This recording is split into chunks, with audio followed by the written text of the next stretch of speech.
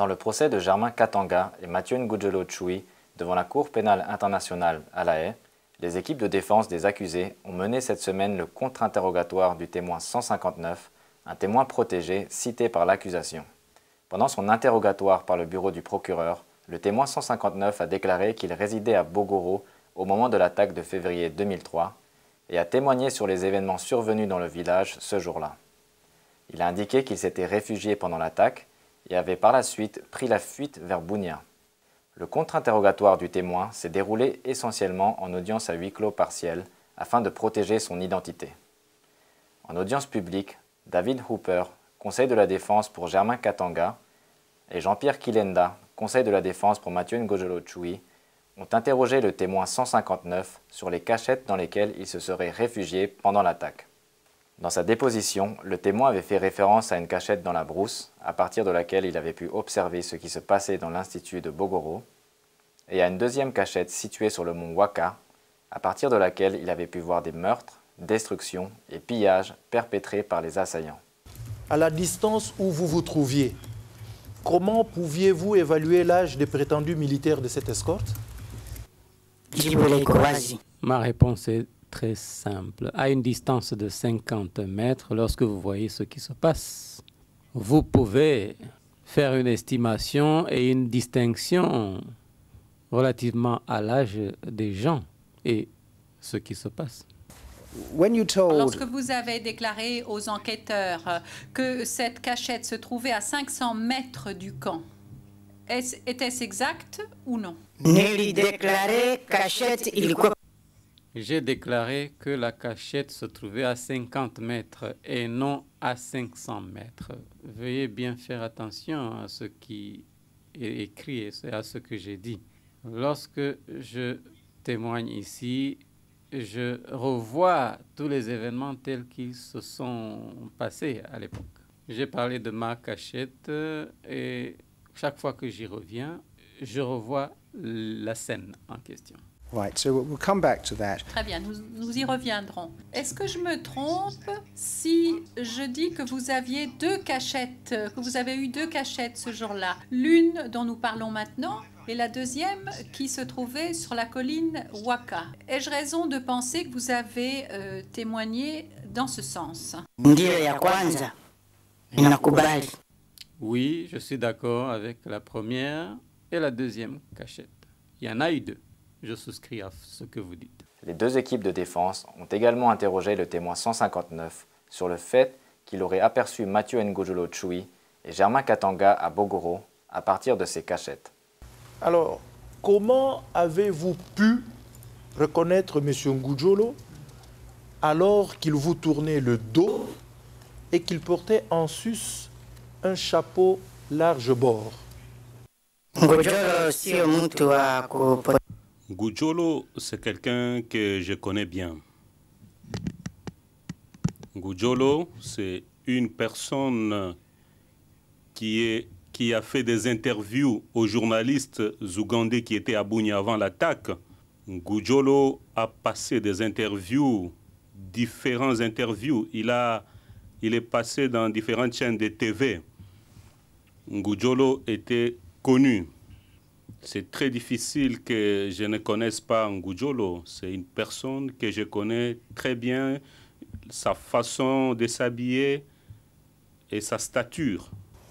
À quel endroit précis du camp se trouvait Ngudjolo? C'est ça ma question. C'était à l'entrée du camp. Laissez-moi vous donner des explications claires et détaillées. Je vais vous décrire d'abord le camp. Au début, c'était une école. Et il y avait une sorte d'escalier si vous venez de la route principale. Devant le rond-point, il y a le camp. Avant d'entrer dans le camp, vous devez monter des escaliers.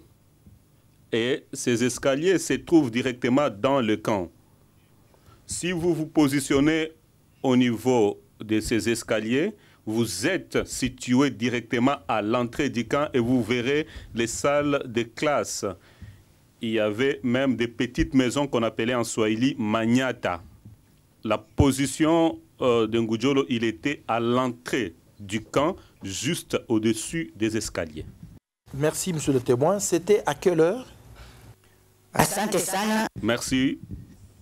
Comme je l'ai dit avant, je n'avais pas de montre ce jour-là, mais lorsque je l'ai vu, c'était à 8 heures du matin. Now, I want to ask you a question. Je voudrais maintenant vous poser des questions sur une occasion préalable que vous aviez eue de voir Germain Katanga. Cette occasion était la base de votre déclaration ultérieure disant que vous le reconnaissiez durant l'attaque de Bogoro de 2003.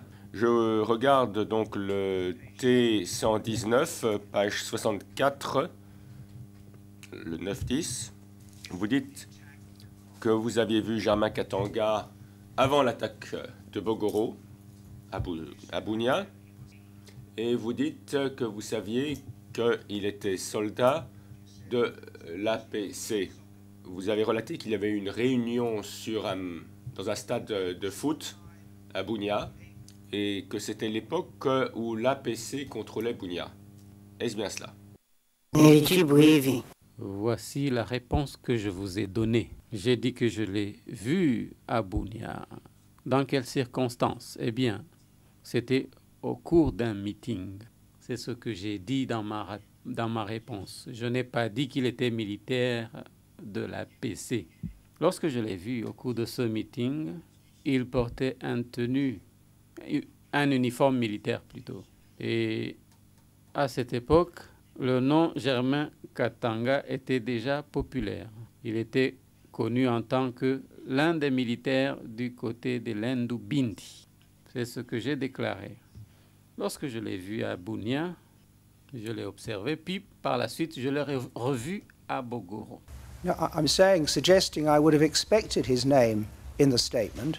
Ce que je dis, c'est que je me serais attendu à trouver son nom dans la déposition. Si vous dites maintenant dans votre déposition, si ce que vous dites, ce que je l'interprète dans votre déposition maintenant est correct, c'est-à-dire que vous avez vu Germain Katanga pendant l'attaque de Bogoro, que vous l'avez reconnu, vous saviez qui il était, vous connaissiez son nom. Alors pourquoi est-ce que vous ne faites aucune mention de lui dans votre déclaration écrite? Pourquoi n'y a-t-il aucune référence à lui dans votre déclaration?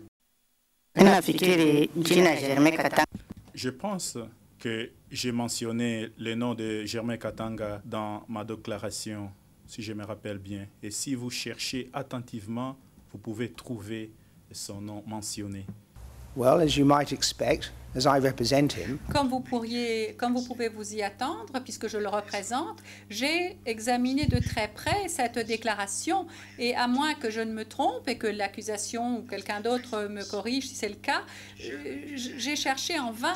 Il n'y a aucune référence à Germain Katanga dans votre déclaration. Est-ce une surprise pour vous?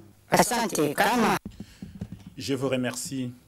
Si vous n'avez pas trouvé ces noms dans ma déclaration, ce n'est pas grave. Si vous êtes sans conseil pour la défense, c'est bon également. Mais je dois vous dire que je me trouve devant cette cour pour dire la vérité, pour dire ce qui s'est passé à Bogoro, ce que j'ai vu. Je ne me retrouve pas ici pour dire des mensonges par plaisir, pour inventer des faits sur quelqu'un. L'audition du témoin 159 se poursuivra le lundi 29 mars.